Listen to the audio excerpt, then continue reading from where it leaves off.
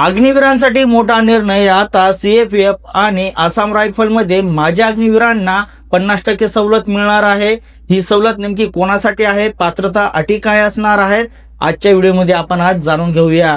तर नमस्कार मित्रांनो, अग्निपथ योजना सुरू झाल्यापासूनच अनेकांच्या मनात एकच प्रश्न निर्माण झाला होता, 4 वर्ष सेवा झाल्यानंतर पुढे काय होणार। तर केंद्र सरकारने याच्यावर मोठं उत्तर दिलेलं आहे।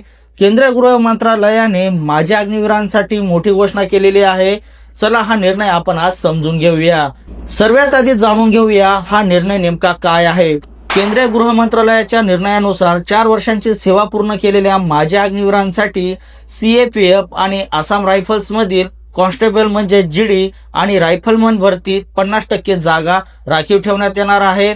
तर हा निर्णय मित्रांनो कोणत्या दलांसाठी लागू होणार आहे, तर BSF, CRPF, CISF, ITBP, SSB आणि आसाम रायफल्स म्हणजे या दलांमध्ये पुढे भरती निघाल्यास माजी अग्निवीरांना 50% जागा मिळणार आहे आणि याचा फायदा सुद्धा त्यांना होणार आहे। आता सर्वात महत्त्वाची माहिती म्हणजे वयोमर्यादामध्ये सवलत मिळणार का। सर्व माजी अग्निवीरांना 3 वर्षाची वयोमर्यादा सवलत मिळेल, तर अग्निपथ योजनेच्या पहिल्या बॅच मधील माजी अग्निवीरांना 5 वर्षाची सवलत दिली जाणार आहे। आता अनेकांना प्रश्न पडलेला असेल की शारीरिक चाचणी सुद्धा होणार आहे का, तर सगळ्या माजी अग्निवीरांना फिजिकल टेस्ट म्हणजेच पीएटी मधून सूट मिळणार आहे।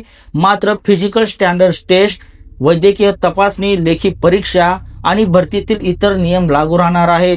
त्यामुळे भरतीची अधिकृत जाहिरात नीट वाचणं खूप महत्वाचं आहे। आता अजून एक मोठा प्रश्न पडलेला असेल की इतर उमेदवारांचं काय होणार, तर याचं उत्तर अगदी सोपं आहे। हे 50% आरक्षण फक्त माजी अग्निवीरांसाठी आहे।